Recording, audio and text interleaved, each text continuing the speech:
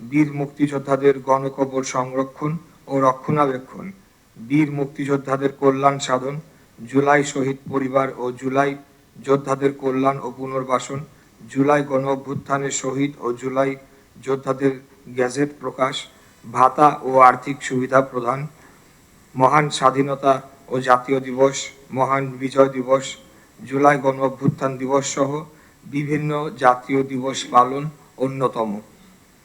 প্রিয় সহকর্মীবৃন্দ, ছাত্র জনতার সর্বোচ্চ ত্যাগকে অগ্রাধিকার দিয়েই জুলাই গণ অভ্যুত্থানের শহীদ পরিবার ও আহতদের পাশে দাঁড়ানোর পাশাপাশি বৈষম্যহীন নতুন বাংলাদেশ বিনির্মাণে মুক্তিযুদ্ধ বিষয়ক মন্ত্রণালয় বিভিন্ন কর্মকাণ্ড পরিচালনা করে আসছে। ইতিমধ্যেই জুলাই গণ অভ্যুত্থানে 844 জন শহীদ ও 14,369 জন জুলাই যোদ্ধার গ্যাজেট প্রকাশ করা হয়েছে। তার মধ্যে ক শ্রেণীর অতি গুরুতর আহত 991 জন, খ শ্রেণীর গুরুতর আহত 1614 জন ও গ শ্রেণীর আহত 11,764 জন রয়েছে।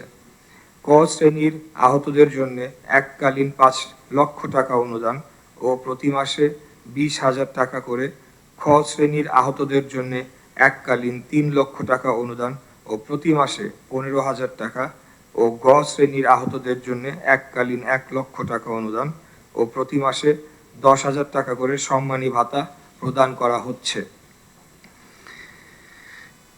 2024 থেকে অদ্যাবধি 152 জন আহত জুলাই যোদ্ধাকে বিদেশে উন্নত চিকিৎসার জন্য রাশিয়া, থাইল্যান্ড, সিঙ্গাপুর, তুরস্ক প্রেরণ করা হয়েছে।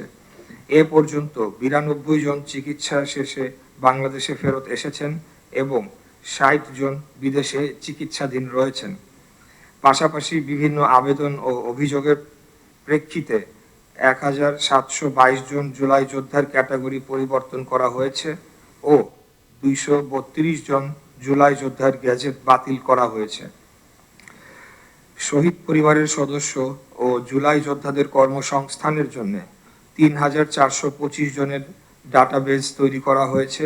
এর মধ্যে 1,937 জন জুলাই যোদ্ধাকে প্রশিক্ষণ প্রদান ও কর্মসংস্থানের মাধ্যমে পুনর্বাসনের ব্যবস্থা গ্রহণ করার নিমিত্তে যুব ও ক্রীড়া মন্ত্রণালয় তথ্য প্রেরণ করা হয়েছে। এছাড়া জুলাই গণ অভ্যুত্থানের স্মৃতি স্থায়ীভাবে সংরক্ষণের জন্য জুলাই শহীদদের কবর সংরক্ষণপূর্বক নাম ফলক স্থাপন করা হচ্ছে এবং জুলাই শহীদ সন্তানদের শিক্ষাবৃত্তি কার্যক্রম আওতায়নের কাজ চলমান রয়েছে।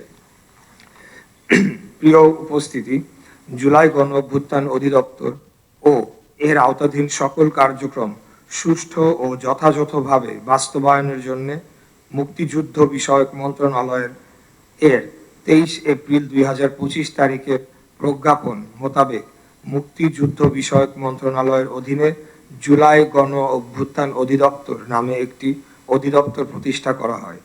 ইতিমধ্যেই জুলাই গণ অভ্যুত্থানে শহীদ পরিবার এবং জুলাই যোদ্ধাদের কল্যাণ ও পুনর্বাসন আইন 2026 জাতীয় সংসদে পাশ করা হয়েছে। এ অধিদপ্তরের কর্মচারী নিয়োগের জন্য জুলাই গণ অভ্যুত্থান অধিদপ্তর নিয়োগ বিধিমালা প্রণয়ন করা হয়েছে। গণ অভ্যুত্থানের স্মৃতি সংরক্ষণ ও চেতনা বাস্তবায়নের জন্য জুলাই স্মৃতি জাদুঘর প্রতিষ্ঠার লক্ষ্যে জুলাই গণ অভ্যুত্থান স্মৃতি জাদুঘর আইন 2026 সংসদে পাশ করা হয়েছে।